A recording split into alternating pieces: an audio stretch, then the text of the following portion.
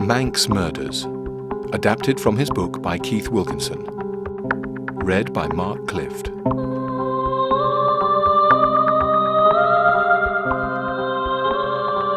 The murder of Percy William Brooke.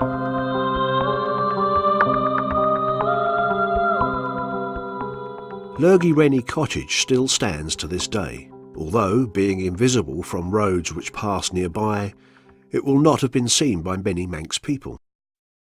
The track which leads to the cottage runs parallel to the northeastern shore of Sulby Reservoir and ends at the house after half a mile. The isolated cottage is a sad reminder of a murder which shocked the island in 1930. In that year, Percy William Brooke was 62 years old and he owned the cottage, although it was not lived in at the time. He kept guns and ammunition there. He was well known, liked and respected in the area. Thomas Edward Kissock was 43 years old and was described as mentally disordered for many years. It is thought his mental problems began after he suffered an accident on the coast near Groudle when a young man and had sustained head injuries. He had a fascination with guns and had made several court appearances for burglary and vagrancy. In one of these, in 1916, he had been told by Deemster Moore that he had a mania for stealing guns, and that is a very serious thing, for although you have never attempted to shoot anyone, a man with a gun, in a moment of passion or forgetfulness, might do very serious injury. On Monday, the 13th of October 1930, Percy Brooke decided he would spend some time shooting on land near Lurgy Rennie. He cycled from his home in Lezayre, arriving there about noon. He heard noises inside the cottage and realised there was someone inside.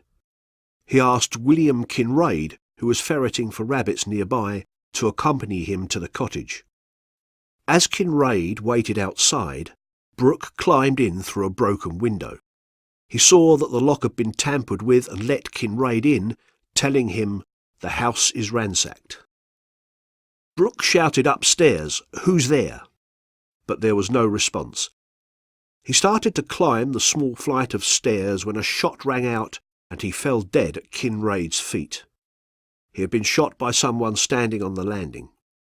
Kinraid ran for help and police from Ramsey were soon on the scene. The killer, however, had fled. A huge manhunt got underway, supervised by Colonel Maddock, the chief constable.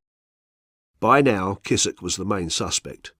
He had been seen by several people acting strangely in the area since escaping from the lunatic asylum several days earlier. It was clear that he was still around and police searched in pairs in the thick fog over the moors and surrounding hills. He was captured the following day by Sergeant P.H. Watterson, who took him by surprise and, drawing his gun, shouted, "Hands up, Kissock." Kissock offered no resistance.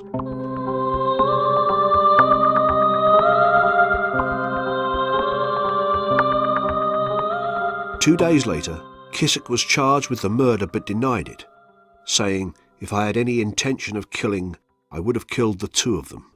He claimed the gun had gone off accidentally. The trial started on Friday the 28th of November 1930 before a packed Douglas courthouse. Robert Marshall, the prison doctor, said that Kissock did not seem to realise the seriousness of his predicament. In his opinion, Kissock could not be held responsible for his actions. An expert on guns told the court that it was possible the gun could have gone off accidentally. William Kinraid described the events of that day and said that as Brooke started up the stairs, he had heard the click of the hammer of a gun. Dr. Kitchen said Brooke had died from hemorrhage as a result of the gunshot. The jury retired at 12:40 p.m. and returned a few hours later when the foreman said, "We find the prisoner guilty of murder, but insane at the time he committed the offence." Kissock was then sentenced to be detained during His Majesty's pleasure. he was sent to Broadmoor Criminal Lunatic Asylum to serve his sentence.